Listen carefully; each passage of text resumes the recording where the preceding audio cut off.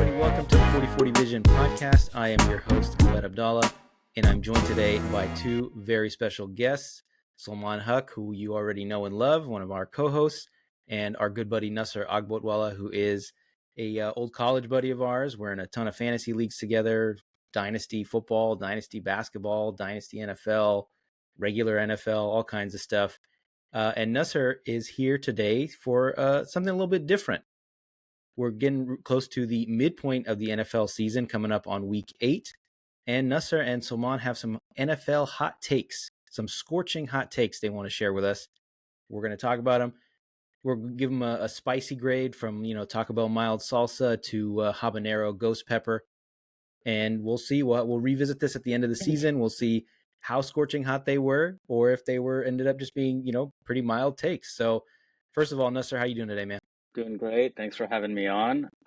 Hopefully my takes are worthy of, the highest rating, but let's see. I think they will. Accuracy. We're judged on spiciness, right? Exactly. Yeah, we'll talk about accuracy in, a few months or so, come February. So we'll start off. Nasser, you start us off with your first hot takes. What you got? All right. First hot take. I think Bobby and I might be aligned on here, but maybe it's some haterade being thrown in there right now. But I don't think the Chiefs three-peat. They're 6-0 right now, and right now I feel like they're getting away with it. They're getting away with wins that they shouldn't be getting away with. And in life, I feel like there's times where, you just get the lucky roll sometimes. And I think it's going to bite them in the back. Right now, Mahomes is barely playing like a top 20 fantasy quarterback, but he definitely has the clutch gene. I just think when it gets pretty tight in the playoffs, I don't know if they're going to get the 1 seed, but when it gets tight in the playoffs, I think that luck is going to run out. Right now, one thing that's not talked about for the Chiefs is that they get bailed out by their defense a lot. Their defense has been, I think, the underrated story as part of this dynasty. They seem to really step up and bail out Mahomes and bail out like the team in the playoffs. But I just think this type of anemic offense is not going to really work out in the playoffs, and the luck's going to run out. That's my first take. Okay, I'd say that's like it's kind of mild because it's really hard to three-peat. It's hard to repeat in the first place, and it's even harder to three-peat. All the injuries they have. You do bring up a good point about the defense. My only pushback would be is that maybe this defense is just really, really good. Before last week, I think they were top 3 in scoring defense. They're probably still top 3, maybe even top 1. It's like them, Pittsburgh, the Chargers, surprisingly, I think are in like the top 5. So I don't know. I mean, it's a good take. I don't know if it's that spicy. I think it's like a pretty That's reasonably fair. mild. But you have a good point. Fair. It is an anemic offense. They're not like the Brady heyday where they were steamrolling guys and there's no explosiveness to this offense. There seems to be an inevitability about them, though. People think there's an inevitability about Mahomes. And I think, like, I don't know, there's been teams in the past few years that, like, the Vikings that have really low, like, they got off to a fast start. The Steelers were 10-0 at one point, but they were just getting, these just weren't like these victories were just like, man, why is the other team just giving it away at the end? Whether it's dumb penalties or they can't make a catch or they're just not closing the door with the first down. And maybe it's not spicy, but right now they feel inevitable to everyone. And I'm just zagging against it right now. And maybe it's maybe it's just a haterade take right now that I can't deal with Mahomes kind of doing this right now. Yeah, I'm with you on that one. All right, Salman, give us your first hot take. It's kind of piggybacking off what Nasser said here, but I'll take it a step further. I'll say the Chiefs lose to the Bills either in the divisional round or in the conference championship game, and the Bills are going to the Super Bowl, not the Chiefs. I'm not saying the Bills will win it, but I'm saying Bills figure out a way to take care of the Chiefs, knock them out of the playoffs. That's I'm taking that what Nusser said a step further. Josh Allen's I'm first win versus the Chiefs. There we go. That's what I'm predicting. I'd say, yeah, Wow. reasonably spicy as well. The Bills, do you have any concerns about their defense and how vulnerable it has looked? At times it has. I do feel like when they need to tighten up, they can. But given the way the Chiefs offense has been playing, I don't expect the Chiefs offense to be very high level. So if Josh Allen can figure out the Chiefs defense, I think that's going to be what gets them over the top, right? I think the Bills defense is average. Sometimes it can be above average defense. Khalil Shakir gonna be dicing them up on the inside. Just giving a little sneak peek to my next few ones. Okay, I mean, I'm with you guys. As a Raiders fan, I would be very happy at that outcome. So reasonably spicy, not super hot, considering again how hard it is to three-peat. But I like we're just getting warmed up. I'll say that. All right, Nusser, back over to you for your second hot take. All right, my second hot take. We're about midway through the season. Everyone is panicking about the Jets, and everyone's pretty happy about the Steelers. I think their positions flip by the end of the season. I think I'm sweating over here. you know, one time Rodgers had a press conference where he was like, relax. And I think, you know, I think it's going to be the same thing this year. The Jets, I believe, are going to make the playoffs. I think they have a easy schedule coming up, or relatively easy schedule coming up. They play the Patriots this week, which they have to win. Texans without Nico Collins. Cardinals, Colts. Anthony Richardson can't complete a pass right now. Seahawks, Dolphins, who knows? Maybe Tua's concussed again. Jaguars, Rams, Bills, and Dolphins. Look, I think you can easily pencil in, even if you pencil in 3 losses in that remaining 9 games, that gets them to 9-8. And I think the Steelers, we know they're addicted to going 9-8. I think Tomlin can't help himself. He always goes 9-8. And I'm just not a Russ believer. I know he looked pretty good Sunday, but he actually started out pretty rocky. And I just don't think the moonball kind of offense of just throwing it up to Pickens is going to work. I think eventually the Steelers are going to turn their back. The Steeler fans are going to turn their back on Russ. It's going to be a pretty anemic offense. They have pretty tough division games coming up. Browns without Watson, Bengals. Well, hey, that's an offense now that you got to compete with, right? Bengals. We know that they play the what's it called? Steelers. Always tough. Ravens, who look unstoppable right now. So that's my take. That I think Rodgers and Adams and Wilson and Hall get it back together. I think the defense kind of cobbles it up a little together. They piece together, I think, 6 or 7 wins in the next few weeks, and they should get to 9-8, maybe 10-7. All the panicking that we're going through right now and everything that we're making fun of, we kind of we forget, and the Jets are a wild card team. Honestly, I think that's a pretty fire take, because I think it's wrong. I mean, I think it's like the Steelers, I think everything that they're doing is sustainable. I don't see anything that's that hard to replicate for them. I mean, Did the you watch defense. Russell Wilson in Denver? I did, yeah, but he was okay in Denver, but he also didn't have TJ Watt and Cam Hayward and Alex Highsmith and Minka Fitzpatrick and Deshaun Elliott, all these guys you can name. He didn't have Mike Tomlin. He was okay that they released him and took the dead cap hit. I think part of that is a personality issue, right? I think it was like Sean Payton is Sean Payton, right? He's got the big ego. He didn't pick Russ. The other ownership did. The other coaches did. I forget. It was Nat Hackett. I think that, or Nate Hackett, whatever you pronounce his name. He was the one that picked Russ. I think Payton was like, I'm not into this. I don't want this guy that wants his own office and thinks he's part of the front office too. Like, I think part of it was a personality thing, and it's not worth, the juice wasn't worth the squeeze. But if you're paying Russell Wilson $1 million versus, I don't know, 60 million or whatever the hell he was making in Denver, I think everything they're doing is sustainable. And I disagree about the moonball offense. I think that's how the Ravens won the Super Bowl a while back. These days, it's easy. You just throw the ball up the sideline, and more often than not, you're going to get the call. The receiver's going to come down with it, And if their running backs are good and this defense is still top 3, I don't see how that's an issue. And this line is okay.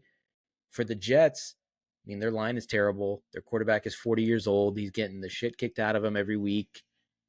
They're the Jets and they're the Steelers.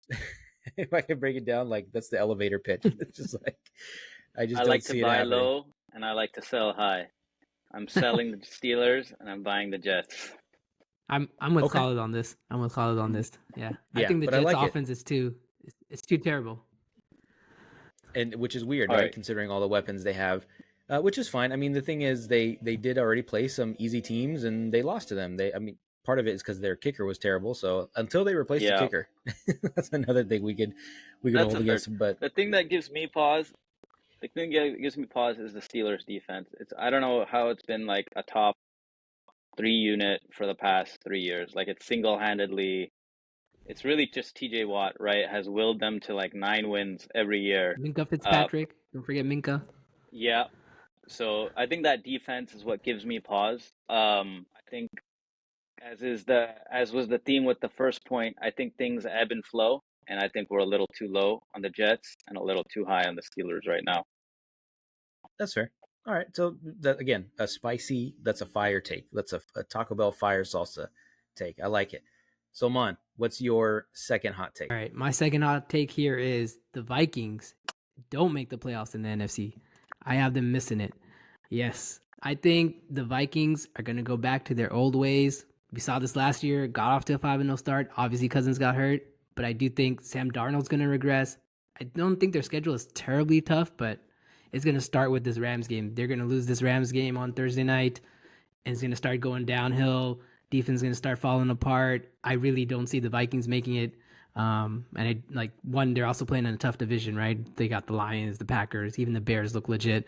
So I do see the downfall of the Vikings again, just missing the playoffs, fighting for their lives there at the end of the season and missing it again.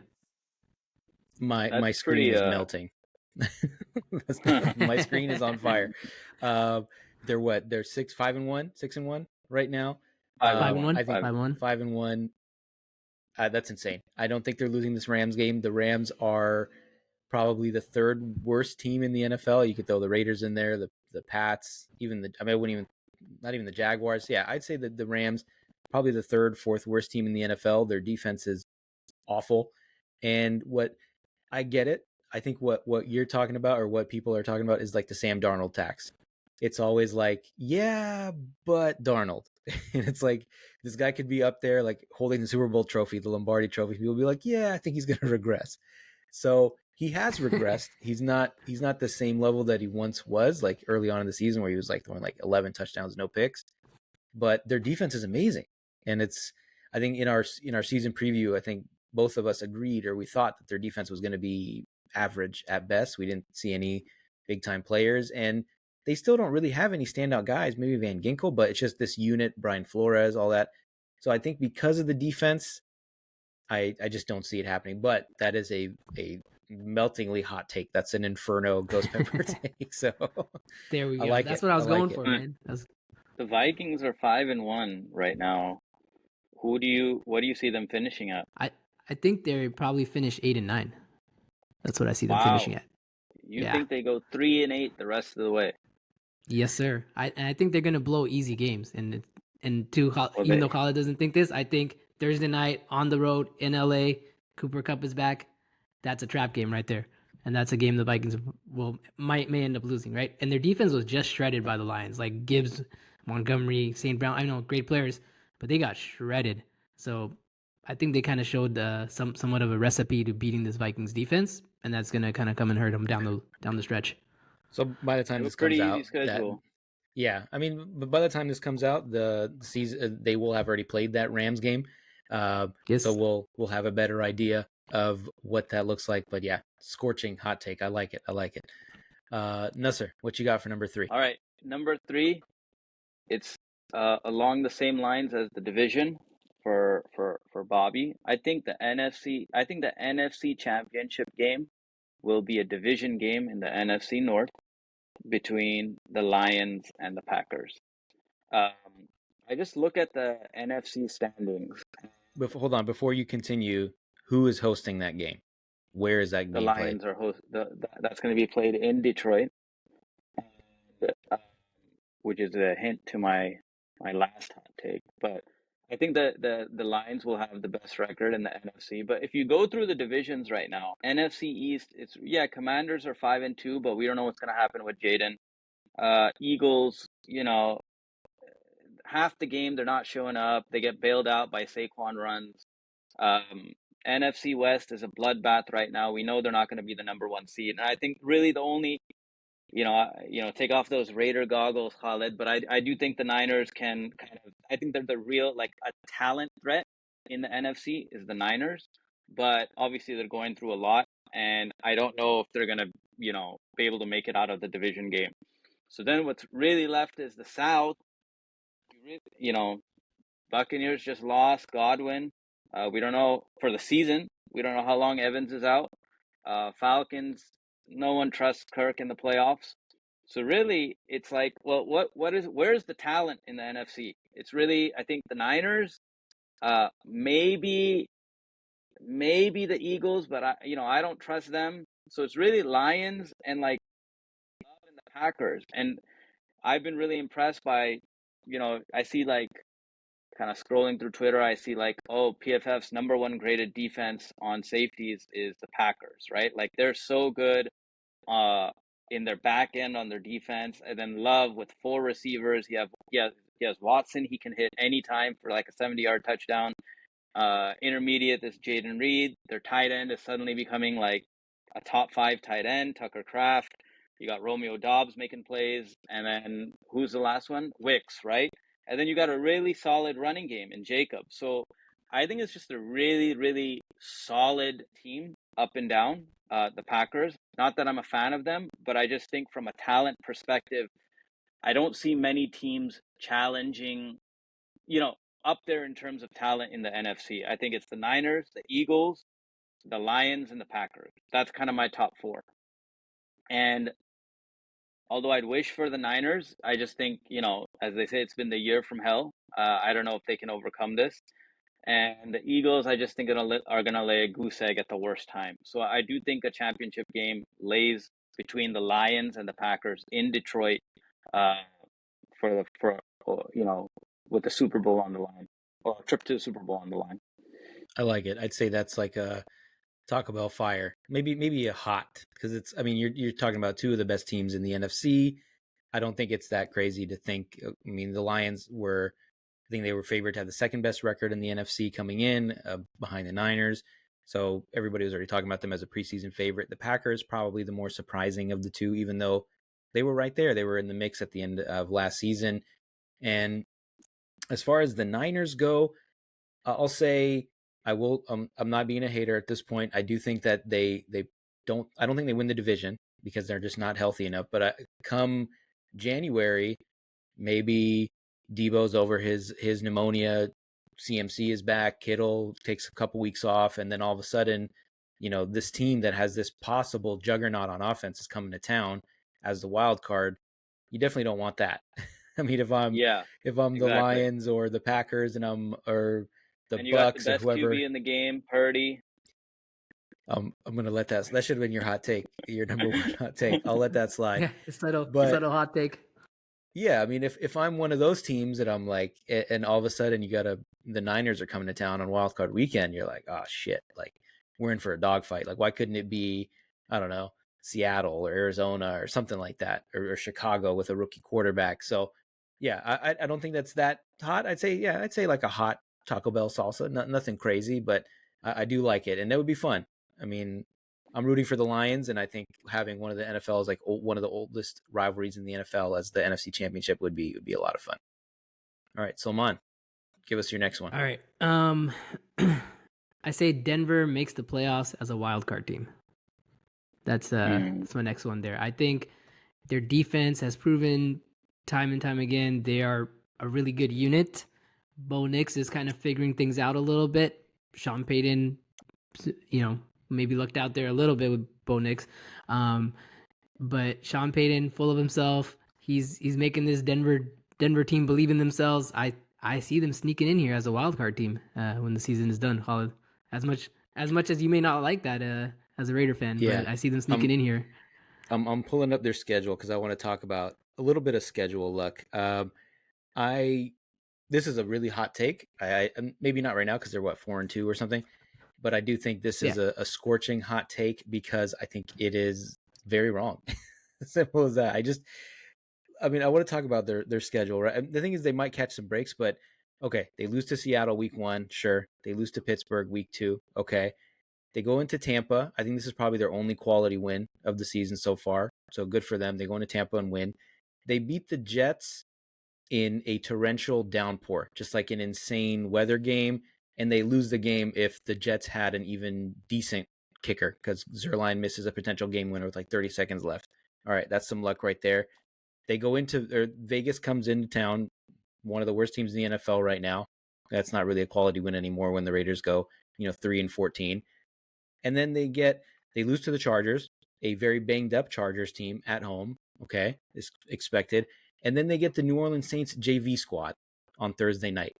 And I mean, I say JV, and it's not an exaggeration. They're playing like fourth string receivers. Their third string quarterback is starting. So I mean, they're going to beat Carolina this week, but I honestly would not be surprised if they lose to Carolina this week. It wouldn't surprise me, but I think the rest of the schedule, you got Baltimore loss, KC loss, Atlanta maybe. They probably beat Vegas. They get Cleveland again without Deshaun. I mean, I'm not going to go through their whole schedule, but this team does not have a lot of talent. I think they've gotten lucky and they're well coached. So Who are your 7 then? Because right now, Oh man, you gonna put me on the spot like that? right now it's right now it's the Bills, right? I assume you have the Yes. Bills Yeah. in, and I Yeah. don't get Yep. anyone else from the AFC East in, Let's unless you're like me with the Jets. But I don't think you have the Jets in. You have the Chiefs in, no. right? Yeah. That's So 2. okay, here. I'll go through it. KC, obviously, Houston, Baltimore, Buffalo, right? Those are the top four. I think Pittsburgh, I think Denver, and then I mean it's a toss up for like I think you could say maybe the Colts, maybe the Dolphins, maybe the Bengals, right? So I think I put Denver at 7, but depending on what happens here, I don't see Indy like the way Anthony Richardson is playing. I see him playing them out of the wild card, right?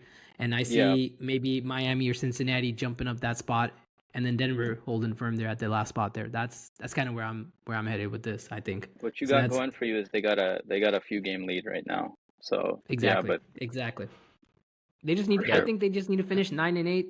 Possible. It's feasible, and I think they can do it. Finish the 7th. I don't see your New York Jets coming anywhere near 9-8. Yeah. So that's my hot take right there. Okay, I like it. That is a very spicy one because, again, as I said, I think it's wrong. I think it's very wrong.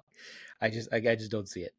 All right, Nusser, over to you. Okay, this is a different kind of a veer off NFL hot takes. It's 7 fantasy picks for the second half of this year, for the NFL. Obviously, uh, these are guys that I think will outperform their current ranking as well as what's the perception of them right now. So the first guy is pretty easy. It might be too late to buy him. I already bought him off Bobby, but it's Tyreek Hill. Uh, I think Tua's coming back. I think Tyreek, the speed's still there. I think Miami still thinks they have a chance. They're 2-4, and uh, I think at a certain point Tyreek's gonna get fed up. He's like, I need the ball. How can you have one catch last week on the last drive of the game and one rush for 5 yards, right? So he's still the most dangerous weapon in the NFL. And if someone in your league is valuing him like a wide receiver 2 or 3, I think I would pay up to get him just for the asymmetrical upside right there. So that's the first one. The rest are really weird picks, but I think that's what you got to do if you want. If you kind of want some outperformers. We know in the second half of the year, younger players outperform, rookies outperform. So I'm going to go with JSN, Jackson Smith and Jigma, for the Seahawks. He's been I have a weak spot for slot receivers with good hands. Cooper Kupp, just name, Cole Beasley, Julian Edelman, you name it. I think JSN's really talented, amazing hands, good routes. We know DK Metcalf's injured right now. He'll be out a week, maybe 2 weeks. And Geno is leading the league in yards passing. They're passing like pretty often. They're getting a lot of plays in. Lockett, I think, is kind of like only thrown to a few times a game. So I think JSN's going to, he averages 8 to 10 targets a game. And I think you can kind of get him for like a wide receiver 3 price. And I think he's going to outperform for the second half of the year. And I think Seattle has found its kind of, strong wide receiver 2, maybe wide receiver 1. All right, another pick I have is Khalil Shakir for the Bills. They just traded for Amari Cooper. People are probably like, "Hey, Shakir's gonna do nothing. It's gonna go Cooper and running game." But actually, the Bills threw it the most they did all year. Sunday, Josh Allen with 33 passes attempted. The first half of the year, they were running the ball so much, and James Cook was getting like every touchdown. I think Shakir now, with Cooper kind of taking pressure off him, is going to be Allen's kind of underneath guy. It was the same thing it was last year when Diggs was on the team. Later half of the year, I think you can expect 5 to 7 catches a game, probably 60, 70 yards, and the occasional touchdown. So that's going to be pretty good for wide receiver 2 value for someone that might be either on the waiver wire or like, hey, he's just a bench spot for someone. This one is near and dear to your heart, Khalid. I think Trey Tucker is really good, and I think on the Raiders, and I think he'll provide some value in the later half of the year. Here's the thing with Minshew. Minshew always loses games that he should win, but he wins games that he should lose. And I think I think the stock is low in Minshew now. Like, what are we doing? This is useless. And I think he'll come in. He'll have some games where he throws for 250 to 300 yards, gets Tucker breaks one out. He's really only competing for targets with Bowers right now. And last game, he almost got into the end zone on a reverse. If the ridiculous Raiders linemen didn't, 2 of them blocked the same player. If one of them went to another player, he would have gone in the end zone. I do think they try to get Tucker the ball in space on slants. The only issue is his speed really can't be taken advantage of on deep balls, but I do think he's going to get the volume. Did you see that they signed Desmond Ridder, who is his Tucker's college quarterback? Oh man, that's a game. That makes my take like a super mild take, then, right? Desmond Ridder is like I think he's awful, but at this point he might be better than Minshew. So you're talking about Minshew, but maybe in 2 weeks it's going to be Ridder that's starting, which is it's great for me because I want them to get that number 1 pick. So let's go. Choo choo on the tank train. Let's go. Yeah, I just think the volume's there. I don't think they're that bad. I think Minshew, I don't know what's going on with Minshew. He was not bad with the Colts. I don't know if that was Sheem or what, and they have no Sheem right now with the Raiders, but I think he should get some volume there, and I think he could be had for free. And All if right. you need let's keep it at 5. Give us, I think you got one more, so let's keep it at 5. All right, last one is Anthony Richardson. I think running quarterbacks do really well in fantasy, and his stock is really low. I think there's a lot of upside if you buy him. I don't think you got to give up a lot, and especially if you're in a 1 quarterback league, there's a lot of guys that are underperforming, and if you want someone that can have some blow up weeks, we know that Richardson has that in him. We also know that the Colts aren't going to bench him. They don't want to go to Flacco. They know their future is Richardson. They got to see what they have, and I think you're going to get some blow-up weeks. So those are my 5 picks for the second half of the year. I would agree with all of them. Tucker, I'm kind of shaky on. Again, maybe if Ritter's the starter, I know because Minshew just doesn't have the arm to throw it deep. Maybe Ridder does. He's not. It's like he's much better of a quarterback, but he does have a bigger arm. Anthony Richardson, I'm going to say that is a scorching hot take because I completely disagree. I think the Colts are going to wake up at some point and say, you know what, we have a good team. We can compete. We're going to start Flacco. we're going to protect this asset because they're not running the ball with him anymore. I think he had 50 rushing yards on Sunday, but they're not using him like they did week 1, where he was kind of that battering ram where they're running quarterback designed runs. And I think they might have to sit him because he might get hurt again after a couple injuries that he's already taken. And I think, again, at some point they're just going to wake up and say, you know what, let's just go with Flacco. This is only his second year. We still have him under contract for another 2 years at that rookie scale contract. So there's no rush. So let's go with Flacco while we still have a competitive team around him. So, but I think that's a good one. I'd say most of those are, say, pretty mild, but that one I think is a pretty hot take just because I just don't see it. Salman, what you got? All right, I got the Commanders winning the NFC East. That's I think they've been playing well. Jaden Daniels been playing well. Maybe it's some luck, but I do think they are playing pretty well. And I think the Eagles look kind of strange week to week. Some weeks they look good, some weeks they look bad. Giants, not it. Dallas is too hurt. So I have the Commanders winning the NFC East, and I think Jaden Daniels maybe even wins Rookie of the Year. I'd say that's, at this point, I think they're in first place. Daniels is hurt, but we don't know how bad. So I'd say that's a decent hot take. Some Taco Bell hot salsa, nothing too spicy. Maybe some Buffalo Wild Wings, like medium level spiciness on that one. So nothing crazy. I don't think it's that unreasonable. I mean, the Eagles are a mess. Nick Sirianni is not a good coach, as we've seen. What does he do? He doesn't call the defense. He doesn't call the offense. He just yells at fans. The Cowboys are one trick pony. They don't have a run game. Like you said, everybody's hurt. And then the Giants are the Giants. So yeah, I mean, I don't know what the odds are on that right now, but I would say they might have minus odds to win the division at this point. I mean, it's pretty early, but I don't see why not. And then the Rookie of the Year, yeah, I think he was the favorite coming in. Him and Caleb probably toss up between the two of them. So, but I like it. It'd be fun. I mean, good for Washington. Shit, after all these years of struggling, they finally break out of the Dan Snyder curse, and then they get this franchise quarterback. So yeah, good for him. Yeah. Well, let's hope. No, sir. Let's hope he doesn't get RG3 later. Now I was saying, let's hope he doesn't get RG3 later.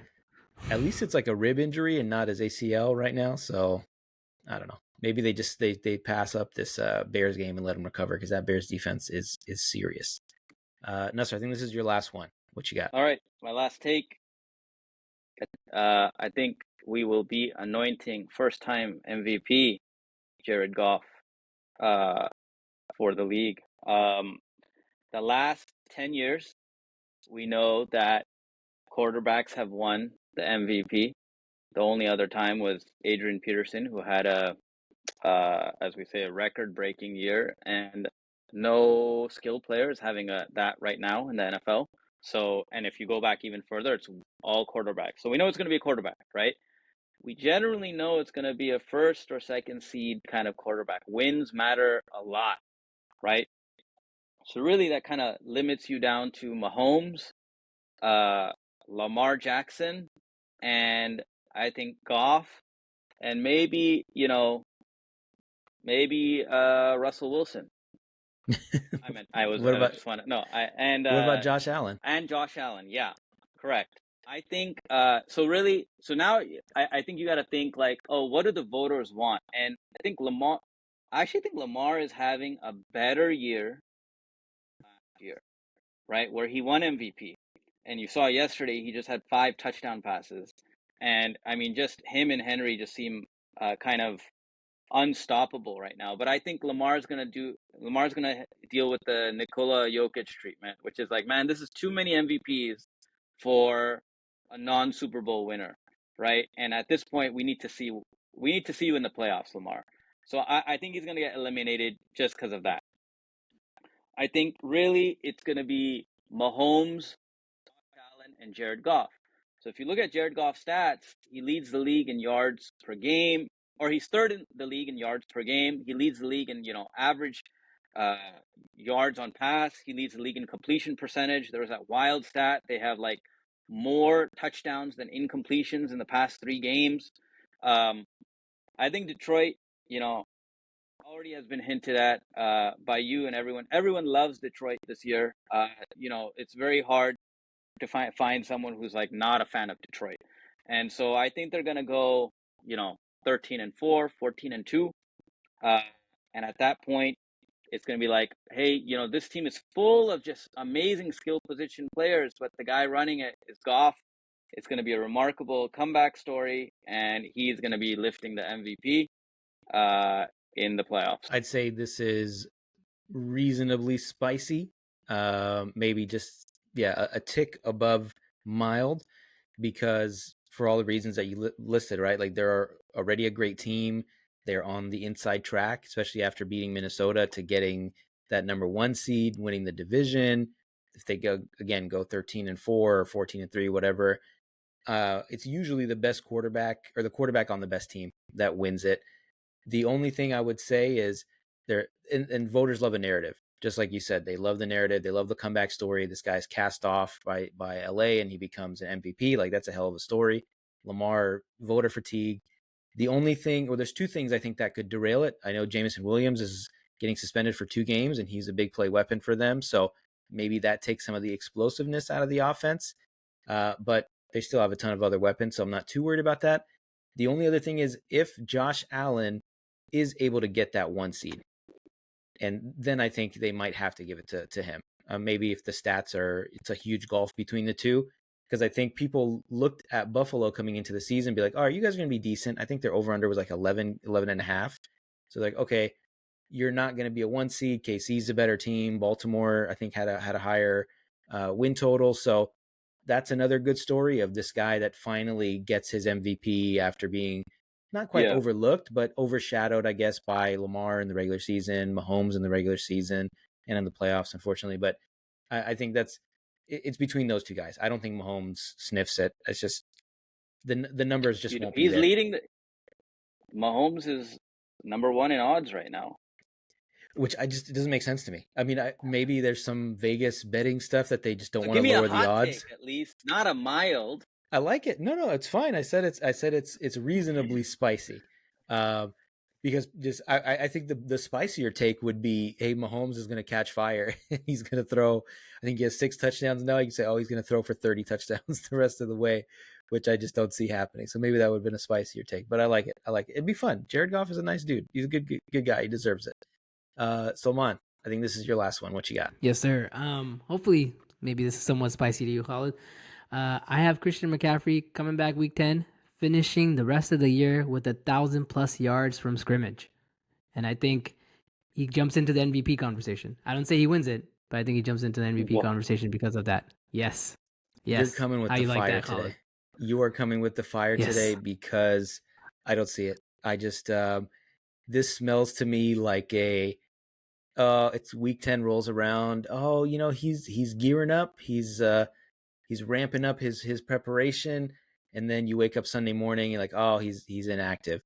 And then week 11 comes around, and then maybe he starts to play week 11, week 12, and then all of a sudden, oh, he's got some soreness. Maybe the Niners are, I don't know, week 12 they're, I don't know, 5-7, something like that, and all of a sudden it's like, maybe we don't need to risk this guy to be a 9-8 7 seed, and then go into Detroit and lose because everybody else is hurt. Because I don't know, the way your season is going, it's like nothing would surprise me. Like pneumonia was yes. Devo has pneumonia. Yeah. Like, what was the last time you heard of a high level athlete getting pneumonia? Right? It could be like, it's weird. Yeah, I mean, I'm just saying anything is believable right now. You could be like, oh, Brock Purdy was driving to the game and he got stung in the face by a wasp and he's out for the game. Or Kyle Shanahan. Don't speak that into existence, man. Don't speak that into existence.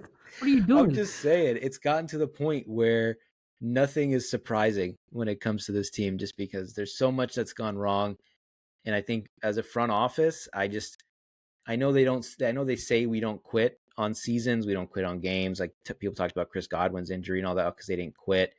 I just think they might sit back and say, you know what, we got to protect this asset. We still have him under contract for a few more years. Let's just take the L this season. Let's get a decent draft pick and come back next year. So unless something changes drastically, which I just don't see it. Do you think you'll beat the Cowboys this week? Again, this is going to be published after, but do you think you beat the Cowboys on Sunday night? Yes, 100%. No doubt about it. Okay.